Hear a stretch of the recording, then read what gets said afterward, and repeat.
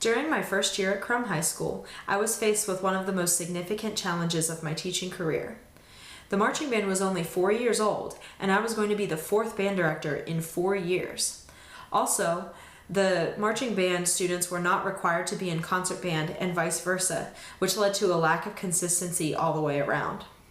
During the first year, it was a huge struggle to get the students to even come to rehearsal, let alone on time.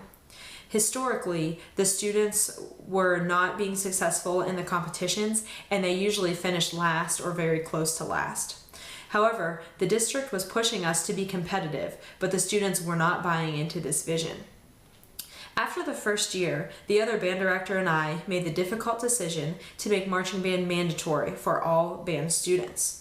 This was met with opposition from the students and the parents, but we decided that it was going to be the best for all the students moving forward. The students that stuck with us worked incredibly hard that second year. At the first contest of the season, the students performed better than they had ever performed in the history of the school at the preliminary competition. When the announcer told us that we had made their finals performance, the students were taken aback and overjoyed. This was the first time that had ever happened in the school's history. After our finals performance, I had the privilege of sitting with the students in the stands to await the results. When the announcer finally said, "And in first place, Crum High School," the students absolutely exploded with excitement. I was able to witness this classic underdog story of students who came from nothing and rose to the challenge and rose all the way to the top to make finals and finally win the entire contest. Seeing the laughing, crying, hugging, and cheering from these students was probably the most proud I have ever been as a music educator. Another ensemble that I teach that needed some reshaping was the jazz band. Traditionally, the jazz band at Crum played only straight-ahead charts with little to no improvisation. I believe that improvisation is such a vital part of a holistic jazz education, so I was implementing this into my teaching.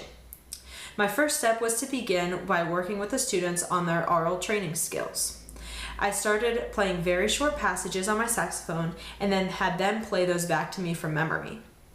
I gradually increased the difficulty throughout the semester, challenging their ears and their brains. After the oral training, I took time each week to teach the students about music theory, such as the scales, modes, and chord structures of the songs that we were working on.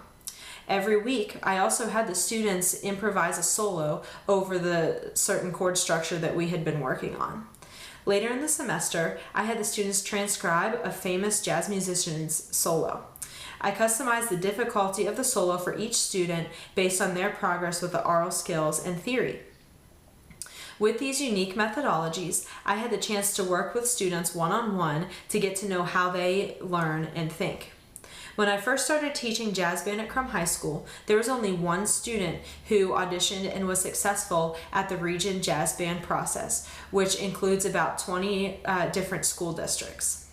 This past year, I had 10 students make the region jazz band, which is almost half of the entire jazz ensemble. I am finally starting to see the impact that my unique teaching methodologies have on my students, and I can't wait to see what my jazz band students are able to do in the future.